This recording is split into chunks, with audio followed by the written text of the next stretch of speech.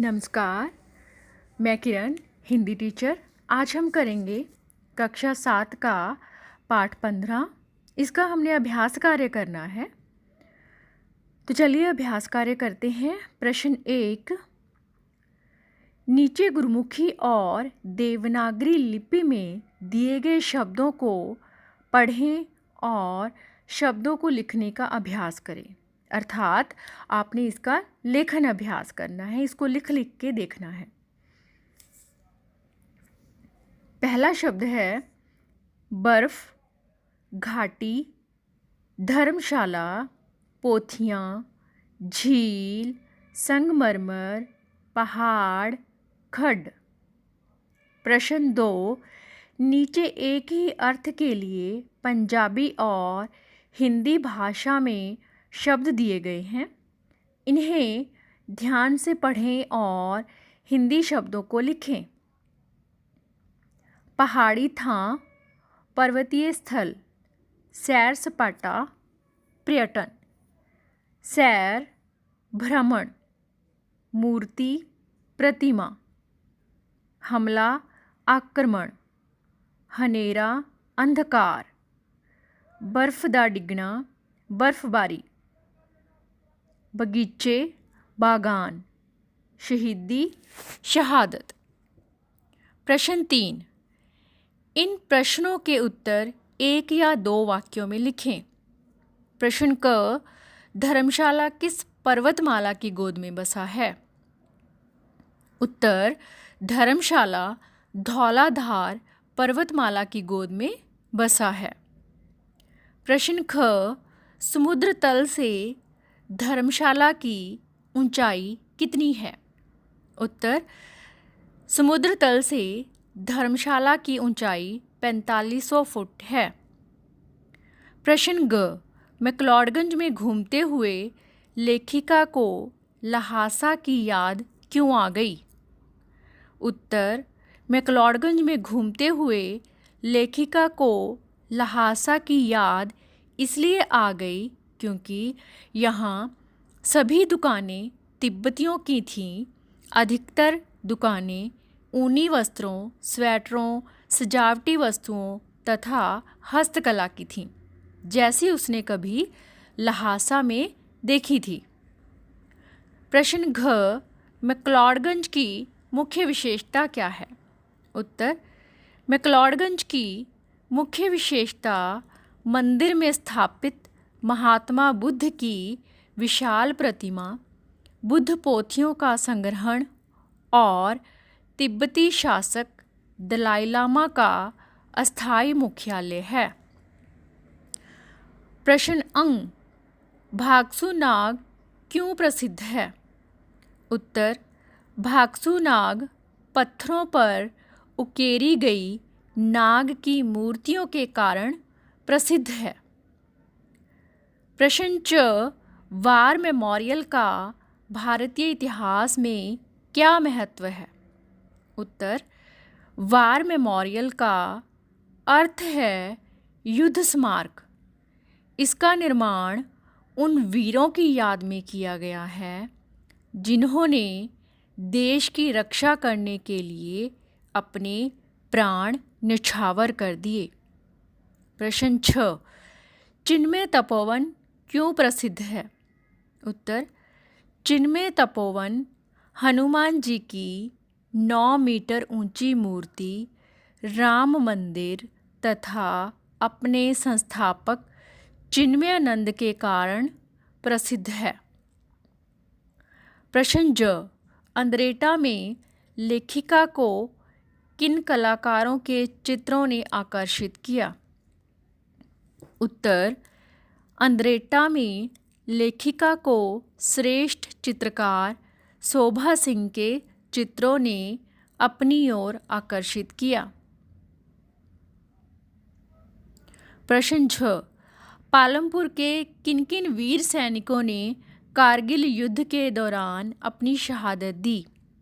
उत्तर, कारगिल युद्ध के दौरान जिन जवानों की शहादत से विजय प्राप्त हुई उनमें कैप्टन विक्रम बत्रा, मेजर सुधीर वालिया तथा कैप्टन सौरभ कालिया पालमपुर के थे।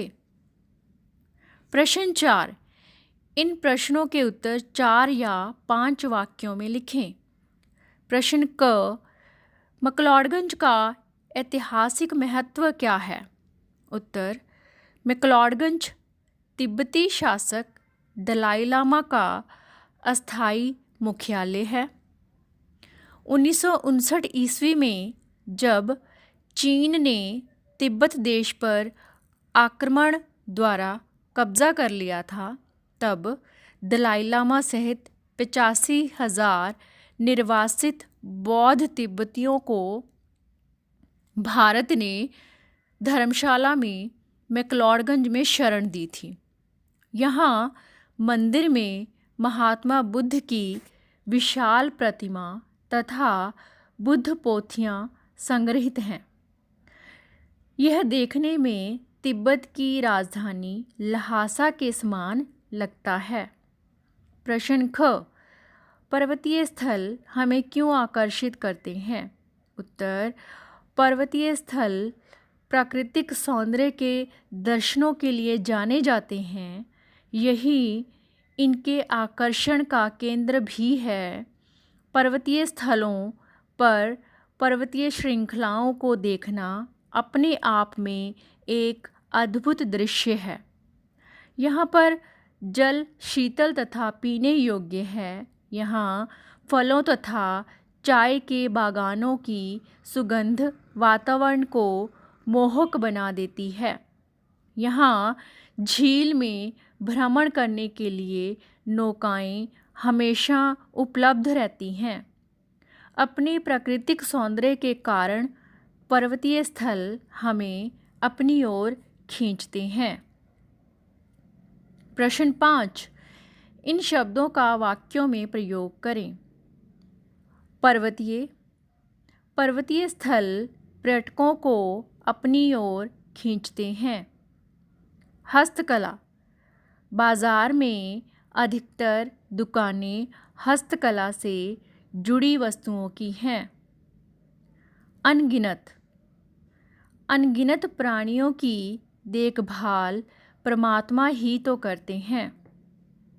निर्वासित, निर्वासित बौद्ध तिब्बतियों को भारत ने शरण दी थी। शहादत, हमें अपने सैनिकों की शहादत को कभी नहीं भूलना चाहिए। प्रश्न 6, इन शब्दों को जोड़कर नया शब्द लिखें। सूर्य जमा उदय, सूर्य उदय। सूर्य जमा अस्त, सूर्यास्त। मुख्य जमा आल्य, मुख्यालय। स्वर्ण जमा अक्षर, स्वर्णाक्षर। हिम जमा आच्छादित, हिम आच्छादित। प्रश्न 7, इन शब्दों और शब्दांशों को मिलाकर नया शब्द लिखें। पर्वत जमा ये, पर्वतीय। निर जमा वास जमा इत, निर्वासित। प्र जमा शासन जमा इक, प्रशासनिक। प्रकृति जमा इक, प्राकृतिक। भारत जमा ये, भारतीय। अंक जमा इत, अंकित। प्रयोगात्मक व्याकरण। नंबर 1, सामीशा अपने माता पिता के साथ धर्मशाला गई। नंबर 2, डल झील के चारों ओर देखो देवदार के पेड़ हैं। नंबर 3, घरों के सामने बांस के अनगिनत वृक्ष हैं। नंबर 4, हम बागानों, मकानों और बंगलों के बीच से गुजरती सड़क से न्यूगल कैफेटेरिया पहुँचे। नंबर 5, कैफेटेरिया के पीछे न्यूगल खड्ड है। नंबर 6, हम खराब सड़क के कारण ट्रैकिंग स्थल त्रिपुंड नहीं जा सके। नंबर 7, मेरे सामने प्रकृति के अद्भुत दृश्य थे। उपर्युक्त वाक्यों में के साथ, के चारों ओर, के सामने, के बीच, के पीछे, के कारण तथा सामने शब्द संज्ञा तथा सर्वनाम शब्दों के साथ आकर उनका संबंध वाक्य के दूसरे शब्दों के साथ बता रहे हैं, अतः ये संबंध बोधक हैं। बहुत शुक्रिया।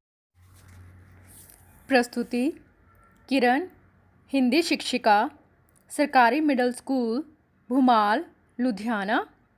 मनोज कुमार, हिंदी शिक्षक, सरकारी हाई स्कूल कैलाश नगर लुधियाना।